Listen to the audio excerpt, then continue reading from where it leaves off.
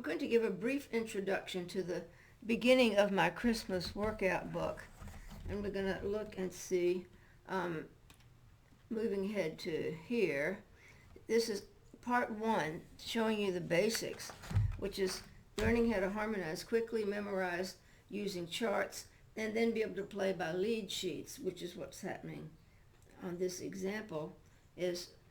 Then here's a quick thing that's very interesting. Christmas is the perfect time for kids to really jump forward in their theory and keyboard theory. But this is one page.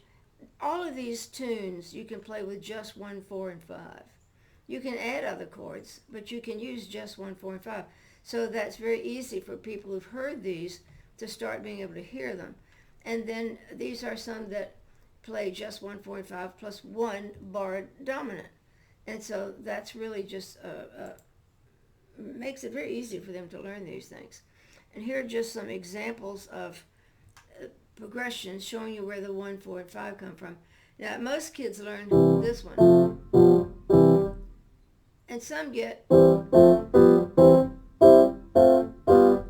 different inversions. But very few get into the both hands. And then, of course, doing it in different keys also. Then here's just another process for arranging. Decide which shape of these chords can you actually use, which works the best for the student, and that's what you're going to use.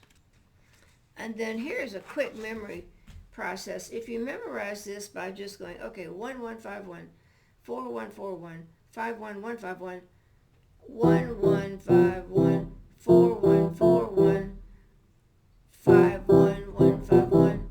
You have just memorized Silent Night. It's real easy to memorize it rapidly, but then you want to slow it down. 1, 1, 5, 1, 4, 1, etc. Then you slow it down and you slow it down until you can go 1, 1, 5, 1,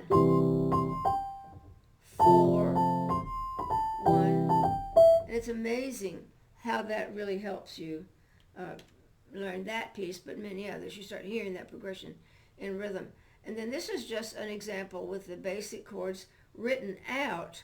But what you see here, this is, most kids can't play Silent Night, so you have so many things that are written for 2 hands and 1 octave, or they can't do it because of the moving around.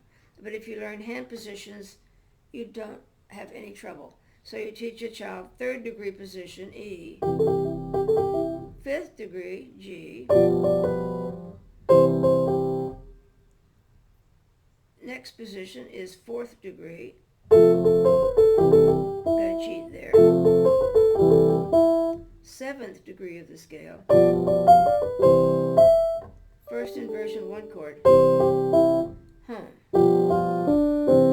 And that starts training them to do that for every other piece, and it really helps.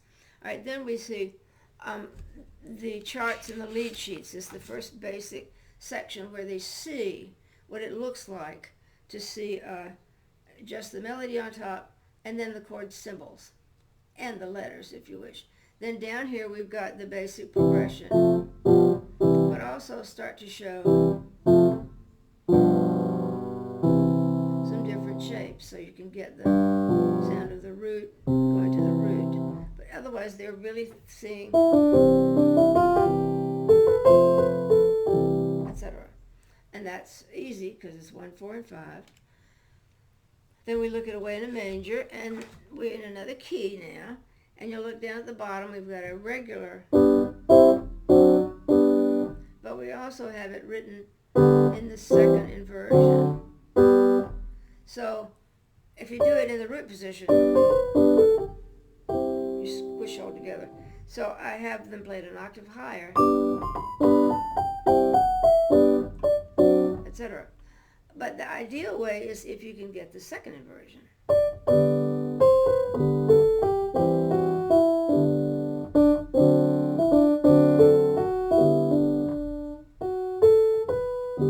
Etc.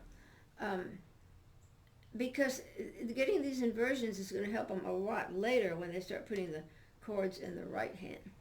Then here's Joy to the World, another one of the basic chords. By the time they get here, I'm going to have them play it with all the positions that are down here. So, also, I have to start getting up here.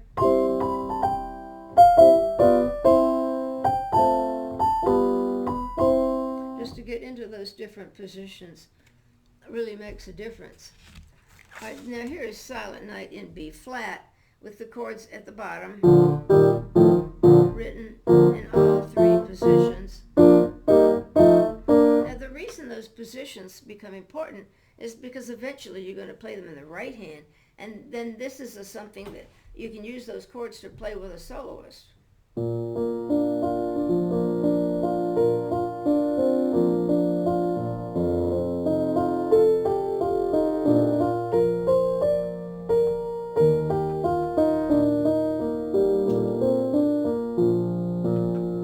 Etc. So we're really working towards something here. And yet we started off with nothing but a chart, and that's what it's about. Take a chart and then end up with arrangements. Then here's a Christmas tree. This is another one which doesn't work very well with the root position chords, but it works great with this.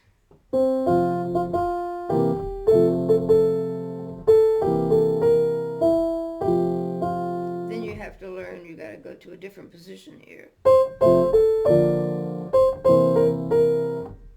Sequence, etc. So again, you start experiencing the right hand, feeling the same position here, these chords, which becomes really important later on. All right, so that was section 1, just basic 1, 4, 5. Then the part 2 here, we're going to get different styles. With the 1, 4, 5, 7, we're going to also use a 2, 6, like 2, 6, 5, 7, 1, or that 2, 6, 1, 6, 4, 5, 7, 1, that common progression that the kids really need to know. So that's section 1. And then when we go on to section 2, we're going to be looking at exercises in using thirds and sixths, so you can arrange in thirds and sixths.